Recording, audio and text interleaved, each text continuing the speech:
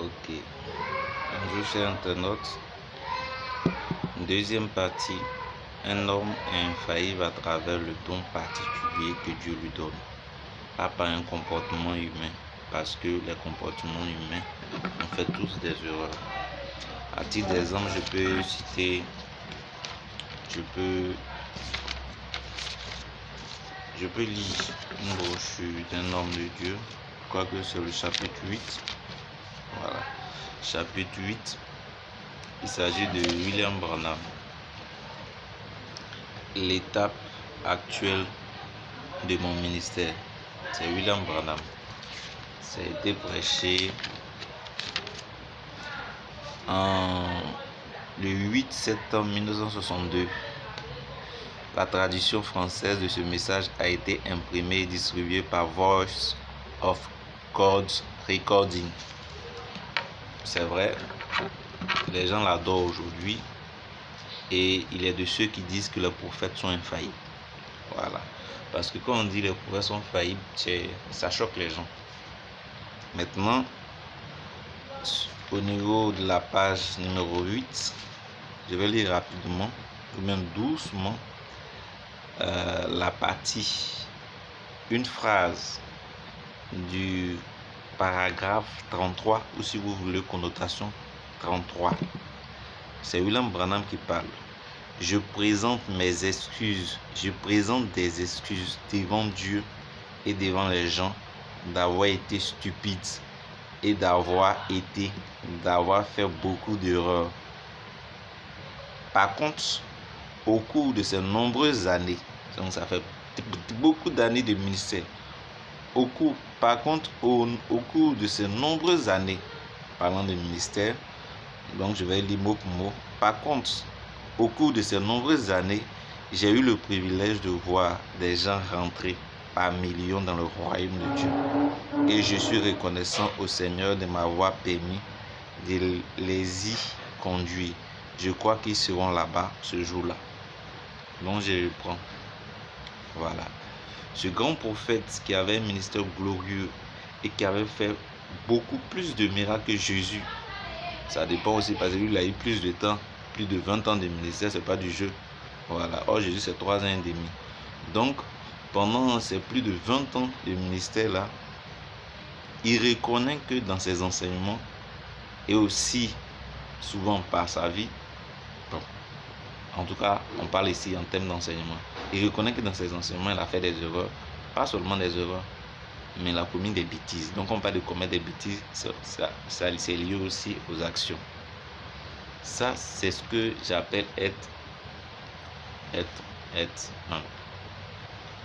Je salue ça. Maintenant, pour ceux qui pensent qu'il est infaillible, il ne peut pas faire des erreurs, c'est quelqu'un à qui on a interdit de boire l'alcool, tout ça là, dès la naissance, de ne pas fumer. Malgré ça, il a fait des erreurs. Donc, quelle que soit ta vie de sainteté, quand tu es un homme là, Dieu va montrer que tu es un homme. C'est pourquoi Jésus a dit aux jeunes riches, seul Dieu est bon, parce qu'il est souverain. Si Dieu assassinait ou bien tuait quelqu'un, c'est lui qui a créé la chose, c'est lui qui a détruit. S'il prend bien de quelqu'un, c'est lui, tout lui appartient. Donc lui, il est souverain. En dehors de Dieu là, on est tous faillibles. C'est pourquoi Jésus, beaucoup aux jeunes, il dit seul Dieu est bon. Voilà. Maintenant Jésus, vous le connaissez. Bon, beaucoup ne le connaissent pas réellement. Donc Jésus, lui, il est le Messie. Et si Dieu permet, parce que c'est Dieu qui fait grâce pour qu'on puisse le reconnaître, il n'aura pas d'autre rédempteur qui sera envoyé aux Juifs encore. C'est terminé, c'est lui. Les Juifs doivent le reconnaître pour qu'ils puissent bénéficier de la faveur de Dieu. Présentement, c'est nous, on est en train de bénéficier. Mais les Écritures disent qu'un temps va venir où Dieu va retourner ce regard au niveau d'Israël. Et je crois bien, et comme on appelle, Isaïe en parle. Il dit ça sera au jour de Noé. Il en sera au jour de Noé. Et Jésus en a parlé. Et nous sommes présentement au temps de Matthieu 24, 37. Maintenant, qu'est-ce qui a fait que ces messieurs qu'on appelle les Juifs ont condamné mon Seigneur? Je vais lire un passage biblique et puis on va interpréter et puis Dieu va interpréter ça rapidement. Vous pouvez donner d'autres avis, mais écoutez quand même. Deutéronome 13. S'il s'élève au milieu de toi un prophète ou un songeur qui t'annonce un signe ou un prodige, et qu'il y ait accomplissement du signe ou du prodige dont il t'a parlé en disant « Allons après d'autres dieux, des dieux que tu ne connais point, et servons-les. » Tu n'écouteras pas les paroles de ce prophète ou de ce songeur, car c'est l'Éternel votre Dieu qui vous met à l'épreuve pour savoir si vous aimez l'Éternel, votre Dieu, de tout votre cœur, de toute votre âme. Vous irez après l'Éternel, votre Dieu, vous le craindrez, vous observerez ses commandements, vous obéirez à sa voix, vous le servirez et vous vous attacherez à lui. Verset 5, c'est ici le nœud. Ce prophète ou ce songeur sera puni de mort, car il a parlé de révolte contre l'Éternel, votre Dieu, qui vous a fait sortir du pays d'Égypte et vous a délivré de la maison de la servitude. Et il voulut te détourner de la voie dans laquelle l'Éternel, ton Dieu, t'a donné de marcher. Tu ôteras ainsi le mal du milieu de toi. Je résume. On est si un prophète prophétie quelque chose de juste et que la prophétie se réalise. S'il dit d'aller adorer d'autres dieux, il ne faut pas aller. C'est l'Éternel qui te prouve. Maintenant, qu'est-ce qu'il faut faire de ce prophète qui a prophétisé quelque chose de juste, mais qui te dit d'aller adorer un autre Dieu? Tu dois le tuer. Bon. Qu'en est-il de Jésus? Jésus, vu l'acte qu'il devait poser, pour jouer le rôle de rédempteur, il devait sacrifier sa vie.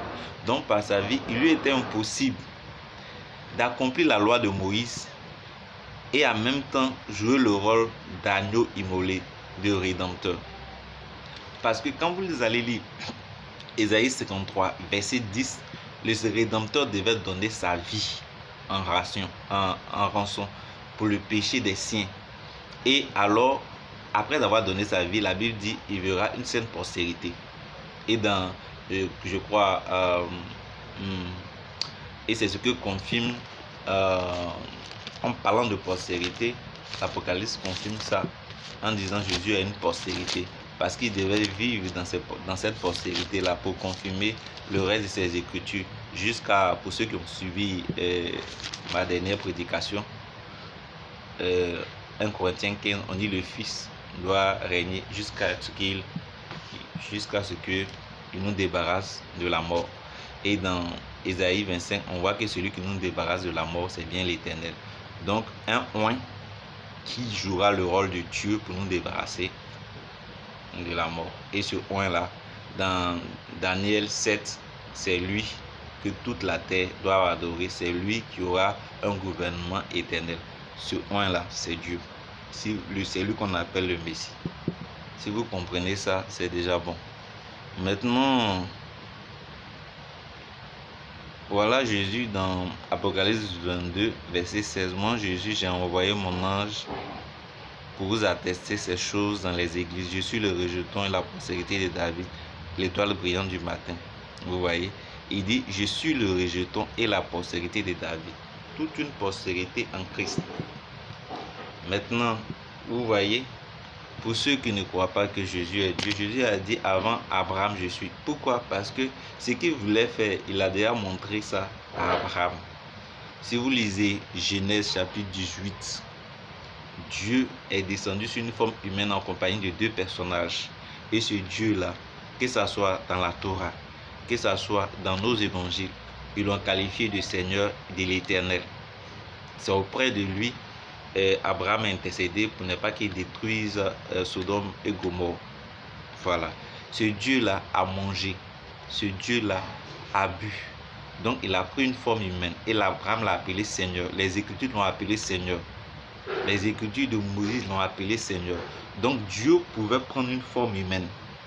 Il y a un juif que j'ai vu sur les réseaux qui disait qu'il croit que Dieu peut être incarné, Dieu peut s'incarner dans un individu, que Dieu s'est incarné en Moïse. Je suis d'accord, mais ici ce passage dit que Dieu lui-même s'est transformé en un homme à manger. Il était appelé Seigneur et il était appelé Éternel. Donc le Dieu d'Abraham là, c'est lui. Voilà pourquoi Jésus s'est référé à ce même Dieu quand il disait comment on appelle, Abraham a voulu voir mon jour et il a vu. Vous voyez, il savait qui il était. C'est ce Dieu-là qui devait accomplir l'acte de rédemption. Vous comprenez? Maintenant, à ces mêmes, comment on appelle, j'ai oublié, à ces mêmes juifs, si vous lisez Ésaïe, j'ai pas assez de temps, je ne sais pas s'il a retrouvé le passage pour vous. S'il ne retrouve pas, il ne faut pas que l'Éternel peut-être va m'aider dans un autre jour. On dit un rédempteur viendra de Sion. À votre avis, ce rédempteur qui viendra pour Sion pour vous délivrer du péché, à votre avis, c'est qui? C'est qui? Parce que Dieu, il reste le même hier, aujourd'hui et éternellement. Bon, voilà. D'accord. Je peux aller directement au passage. Voilà la Bible devant moi. On va aller dans Ésaïe 59. Je me suis mis la pression à cause du temps. C'est pas grave. Donc on va aller rapidement. Ésaïe 59. J'aime pas trop ça, mais Dieu fait ces choses d'une manière inattendue. Ésaïe 59, verset 20.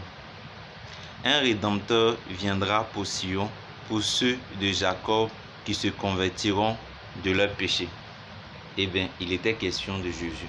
Un rédempteur devait aller vers vous et celui-ci devait offrir sa vie pour que naisse une postérité dans laquelle lui, Dieu, devait régner.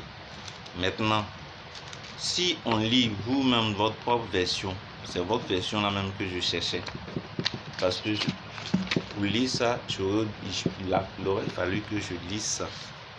Donc, dans votre version, vous prenez votre Bible, vous allez voir que dans Ésaïe 53, à partir du verset 10, on dit il va donner sa vie. Donc, il ne viendra pas faire la même alliance que vous.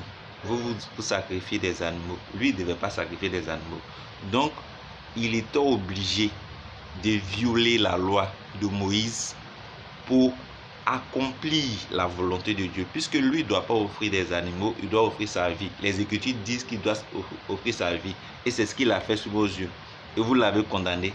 La raison pour laquelle vous l'avez condamné là, les Romains qui vous gouvernaient là, parce qu'eux ils trouvaient qu'il était innocent. Il dit roi des Juifs parce qu'il prétendait être roi des Juifs. Ce qui était les initiales du Messie. C'est parce qu'il prétendait être Messie que vous l'avez tué. Maintenant, si vous l'avez tué, comment est-ce que, si un rédempteur devait venir donner sa vie là, comment est-ce que sa vie serait? Vous les Juifs, c'est à vous que je parle. Parce qu'il ne peut pas aller dans la loi cérémoniale pour donner les brebis. Les Écritures disent qu'il doit donner sa vie pour vivre au travers de sa postérité que nous sommes des croyants. Or, pour pouvoir faire ça, il faut qu'il soit Dieu pour vivre comme esprit dans la vie des croyants. Il était Dieu. C'est pas ignorant que vous l'avez tué. Mais un jour viendra où vos yeux vont s'ouvrir et vous allez pleurer pour reconnaître votre Messie afin qu'il vous sauve, qu'il fasse encore grâce. Parce qu'il est encore riche, ce Dieu-là, pour vous pardonner. Merci de m'avoir écouté. Que Dieu vous bénisse. Amen.